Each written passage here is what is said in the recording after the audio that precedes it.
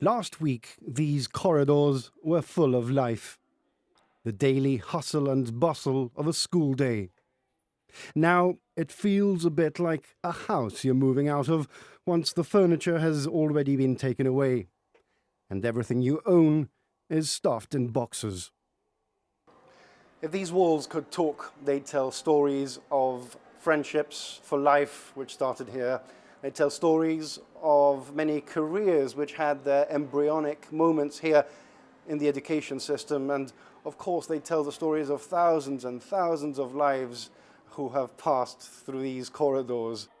Many of us will have memories of our school days here.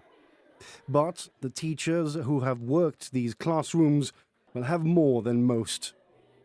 It's a sad day when you sort of close one chapter, but it is a very exciting prospect that lies ahead with the brilliant new school that we're moving into. To be honest, my mind is already focused on the next one, because we have seen it grow from basically from concrete, yeah? And it's very exciting. But of course, you leave behind. So whatever you leave behind, you are privileged to have worked here. You have privileged to have interacted with the staff and with all the students that I think that, we have changed and improved their journey in any way, then that is already an accomplishment. And it's mixed feelings. We're leaving behind lots of good memories. I was here as a student myself for 6 years back in the early 1970s. So I have fond memories of this place as a student, and then I've been working here for the last 30 years. So it is really a mixed feelings. On the one hand, there's a bit of nostalgia, a bit of sadness even. But on the other hand, there's excitement because we know we're moving into a brand new school in September, and there's lots to look forward to that. We have outgrown this building. It was built for approximately 900 students, and we'll be getting 1,300 students in September. So we have definitely outgrown this. We did need the space, and we will be getting wonderful facilities in the new one. So it's an exciting moment for us. Well, I arrived in '87, 5 years after the school was built. But initially the school was totally surrounded by water, and it was a much nicer environment that it is now. Since then we've had all the housing estates being built around us, but it's a shame to leave such memories and such a lovely building behind and move on to a much bigger school. And my most favorite memories are definitely those of students. Individual students who over 31 years I have seen kind of grow up themselves, develop, have their own children, and then now the parents who come in with their kids during parents' evenings. For the school pupils, this will be a summer to look forward to, but with other exciting things on the horizon. New schools, new facilities, and for the first time, co-education at comprehensive level. Missing the school, but looking forward to the new one.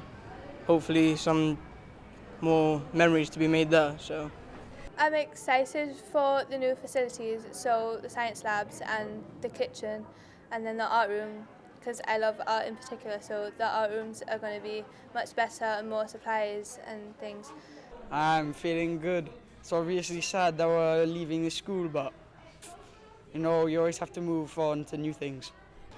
It's obviously really sad to leave the school because we've been here for 2 years and we've made a lot of memories with our friends, and we've got to know the school, and now we're leaving, so it's very sentimental and sad that we're leaving. But I'm honestly excited for the new school because it's bigger, and I'm excited for the science labs and the library and the art room, because I personally like art and science, so I'm looking forward to that. I think it's very exciting because we're now embarking on a much bigger school with lots of new challenges, but I think we're going to do very well. And it's also a bit sad because it's the last time after 50, nearly 60 years in this school, so I think it's a really, really big day for Gibraltar in general.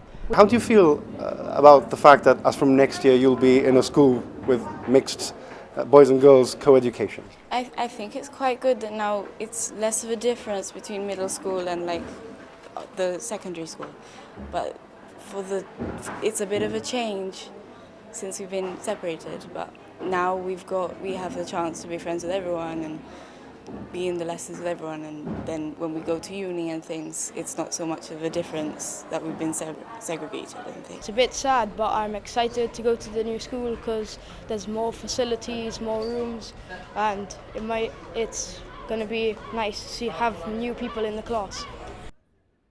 There were moving scenes also at St. Anne's, with festive and colourful celebrations marking the last day of this school building. Indeed, a very emotional day. 2-year groups, 2 of our upper school year groups are leaving, so that's quite a lot of children, nearly 200 children leaving us, but exciting times ahead as well. Over at Bishop Fitzgerald and Governor's Meadow, kids used their white school uniform t-shirts as canvases for autographs from their friends. No doubt these will be sentimental keepsakes for years to come as they remember their days at Europort Avenue. For these 2 schools, it will be their second move, having migrated from Alameda Estate and Linewall Road in the 1990s. As these schools close for the last time, everyone will be remembering the past, but with one eye on the future.